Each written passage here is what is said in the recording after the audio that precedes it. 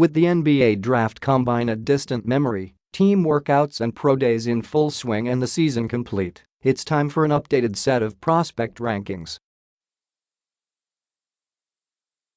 After all, the NBA Draft is now less than 2 weeks away. Despite a full season of scouting and data accumulation, all of the above pre-draft events are continuing to shape what NBA teams and draftniks around the web think of this year's crop of prospects as shooting forms, ball handling skills, and so on are tweaked by offseason development programs. One of the beneficiaries of the Combine, and seemingly a postseason retrospective of, "Oh, hey, he was pretty good this year," was Maryland forward Kevin Huerter. The 6'7" wing was unranked in on our last big board, but his performance over the course of the season and his pre-draft development warrants a big leap. Huerter is number 19 in our new rankings. The 19-year-old was a career 39.4% three-point shooter on 350 attempts for the Terrapins, a huge positive indicator for a league that demands outside shooting. He shot it well from NBA distance at a standstill during the Combine, but it's his potential shot diversity that's most intriguing. Just 20 Division I players finished more possessions last season coming off a screen than Huerter. Although he may not be a high-level on-ball creator at the next level, his ability to generate offense away from it both for himself, as a shooter or cutter, and his teammates, as a gravitational pull on the defense, could prove valuable. He also ranked in the 82nd percentile nationally as a pull-up shooter per synergy, suggesting an ability to attack closeouts with 1 or 2 dribbles before launching from the mid-range. On the other side of the floor, Huerter's defense faces significant question marks. He has an unexciting 6'8" wingspan, a thin 194-pound frame, and posted average steal and block numbers as a sophomore.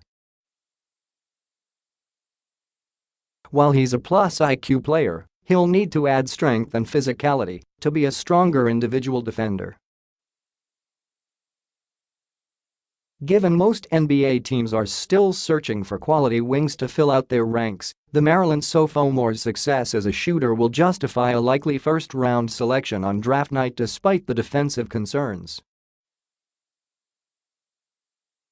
The playoffs should also be shaping the way NBA teams think about their draft boards. 2 ideas, in particular, stand out. The first is that betting on young, athletic guards with positive IQ and feel indicators is worthwhile. It's probably the most likely path to finding the NBA's next Donovan Mitchell, if there is one. The second is that it's necessary in the modern NBA for big men to be able to defend on the perimeter. If they can't move their feet, they may have trouble staying on the floor in the playoffs. Both of these principles are reflected in the lottery section of the below board. Texas Tech's J.R. Smith is a beneficiary of the first idea, as he moved up from no. 24 on our Marts board to number 8 on this one. Here's the quick elevator pitch for him as an NBA prospect. The 19-year-old averaged 5.0 rebounds, 1.1 blocks and 1.1 steals per game last season. Only 107 freshmen, min. 20 games played, have hit those benchmarks in the last 25 years.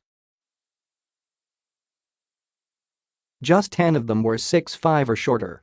Of that subset, 4 played high major college basketball. Longtime overseas pro Charles O'Bannon, future Hall of Famer Dwyane Wade, last year's no.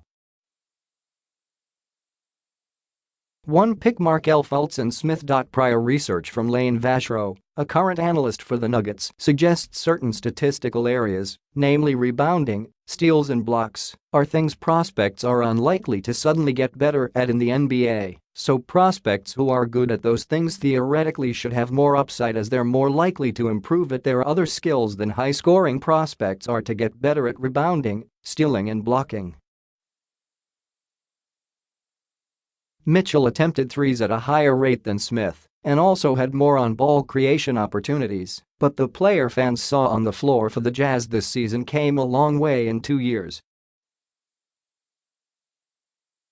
Smith may need a longer runway, but history suggests there's value in betting on high IQ players with a good feel for the game and explosive athleticism.